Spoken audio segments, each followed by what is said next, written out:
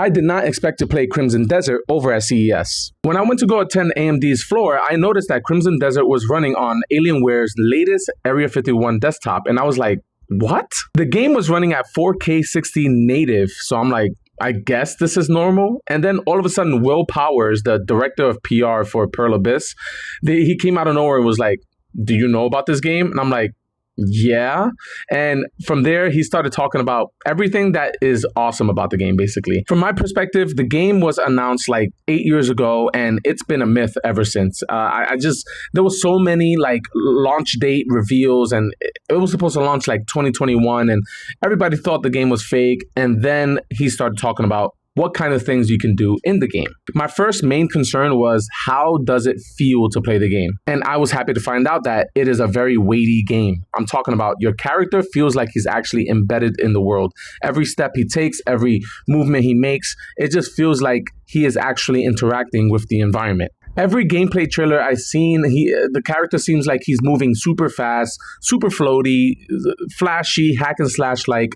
And playing the game, I realized that that is not really the case. The game is also highly focused on physics-based interaction. So like your character would tumble over, your enemies would tumble over, you can use your enemies against your enemies. And so much happens and it feels really nice. Based on your character's position or how you use your input, your character will do different things. If you're sprinting and decide to cancel your sprint and do an attack, that's a different attack. If you sprint all the way, that's a different attack. If you sprint, stop, and position yourself, you can do a different attack. It seems like there's a large variety of animation that would dictate how you actually attack based on your position and your input, and I really, really enjoy that. And when it comes to the scope of the game, it's about 2 times bigger than Skyrim, maybe 1 times bigger than RDR2.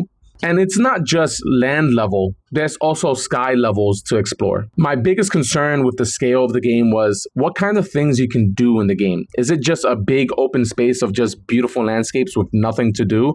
And Will Powers kind of just nodded at me and was just like, there's going to be things to do. The developers want players to explore the game and feel rewarded for their curiosity. So like similar to RDR2, for example, there's going to be things to do outside of your main and side missions. There was no definitive answer to how long the main quest line is, but it's anywhere between 30 to 60 hours. I am going to cover this game that's about 10 years in making, and yeah, it's actually happening. I hope there's no delay, but I have a feeling that's actually coming out. And with that being said, follow me for more content.